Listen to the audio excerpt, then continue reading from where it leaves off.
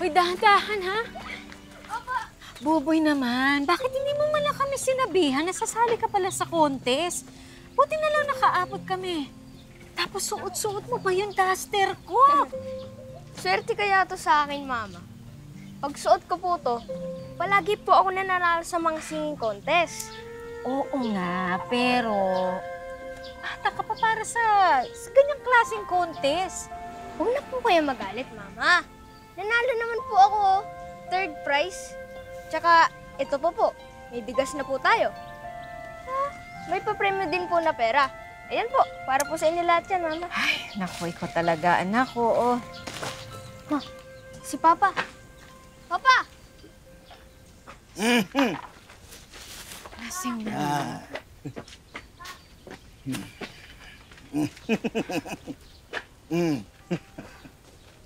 Lasing ka na naman, Berto? Inubos mo na naman ba lahat ng alak sa pinagtatrabahuan mong restaurant? Noemi, yung bunganga mo. Huwag mo akong umpisahan, lalo na ngayon na walan ako ng trabaho. Ano? Nawalan ka na naman ng trabaho? Alam mo, dapat bigyan ka ng trophy kagaya nung kay Buboy dahil ikaw ang champion o di kaya Hall of Famer dahil lagi ka na lang nawawalan ng trabaho. Bakit hindi mo kaya gayahin tong anak mo? May pangarap sa buhay, samantalang ikaw walang direksyon. Tama na! Sasaktan mo ko? Tama na sa obyo! Tama na! Tama na! Yung bunganga mo! Sobra na! Ano, hindi ka titigil? Ha? Hindi ka titigil? Ha? Hindi ka titigil? Bagamat kinalimutan na ni Buboy ang madalas na pag-aaway ng kanyang mga magulang, naging malapit pa rin naman ang loob ni Buboy sa kanyang ama nung siya ay bata pa. Hanggang sa... Gusto ko po kumakanta, Papa. Sabi po ni Mama, tuturuan niya daw po ang maging magaling na singer. Kaya, Papa, pwede po bang hindi na sinasaktan si Mama? Baka amatay siya. Wala na magtuturo sa akin kumanta.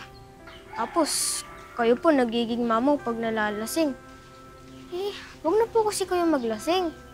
Kapag daw po nag-aaway ang nanay at tatay, nagkakawatak-watak daw po ang pamilya.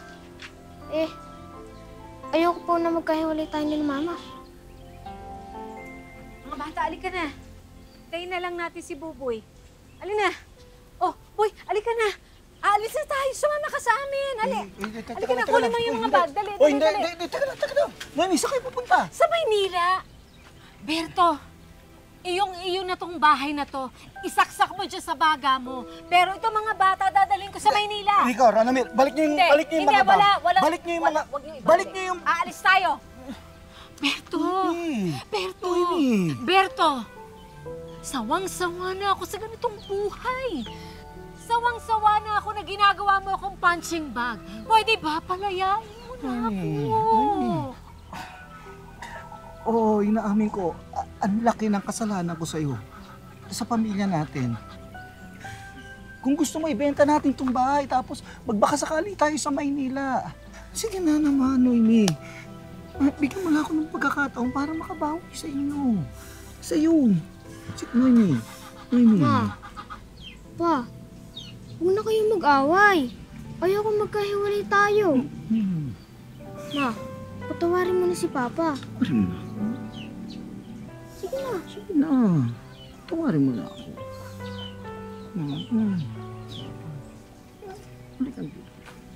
Halika dito.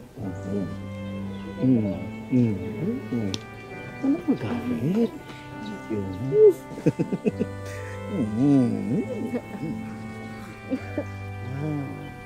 Sa Cebu ka pinanganak, ano? Yes po. Oo. Bakit kayo napunta ng Maynila? Sumali po ako sa isang singing contest. Sa totoo po niyan, kapag hindi po ako nakuha sa singing contest na yon, yung ginastos po namin sa binenta namin bahay sa Cebu, mawawala. Wala po kaming kamag-anak, wala po kaming kakilala. Kumbaga, ang pinagkakapitan lang po namin buong pamilya, kami-kami lang din talaga. Uy, huwag kayong lalayo, ha? Diyan lang kayo. Dapat nakikita ko kayo. Buboy, kung bahala dyan. Berto, bukas ha, babalik ako sa TV station dahil maghahanap ako ng bagong audition para kay Buboy. Sige. Teka, Nakahanap ka na ba ng trabaho? Tumitingin-tingin ako. Napakahirap naman pala dito. Ang hinahanap nila sa'yo, experience. Yun lang. Wala ka kasi nun. Kasi lagi kang natatanggal sa trabaho kahit nalulunto pa tayo sa Cebu, di ba? Lagi ka kasi nasisisante. Ay, Diyos ko. Hoy! Berto, ako na! Ano ka ba naman akin na ngayon? Hanggang dito ba naman? Dala-dala mo pa rin yung pagiging lasenggo mo? Bakit ikaw? Hanggang dito, dala-dala mo yung pagiging bungangera mo.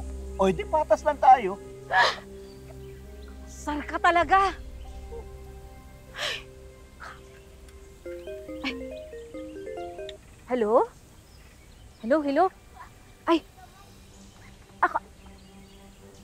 Talaga? Ay! Sige. Thank you po ha, thank you. Ay! Diyos ko! Boy! Boy! Boy! Magandang balita. Natanggap ka sa singing contest! Talaga ba? Oo!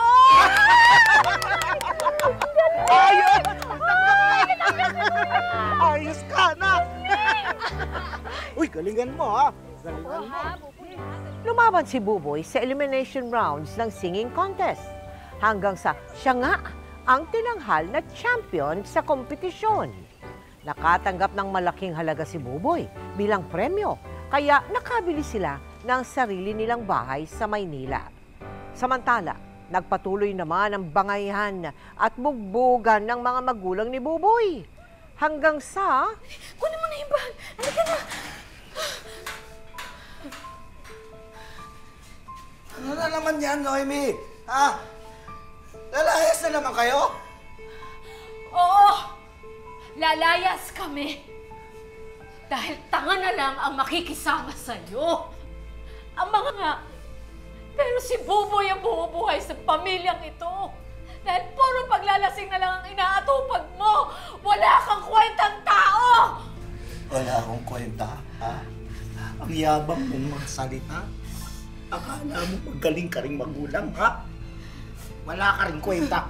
Wala! Wala kang kwenta kasi bungangera ka. Alam mo ba, ha? Alam mo kung bakit ako naglalasing? Ha? Alam mo! Dahil ka sa pagiging bungangera mo! Sige! Subukan mo lumapit. Gigripuhan talaga kita! Kaya mo, ha? Oh! Kaya mo? Kaya ko! Kaya mo? Kaya ko! Kaya mo? Kaya ko! Sige! Sige! Tama na po! Saktan mo ako! Mas gugustuhin kong mamatay kesa makisama sa'yo! Patayin mo na lang ako!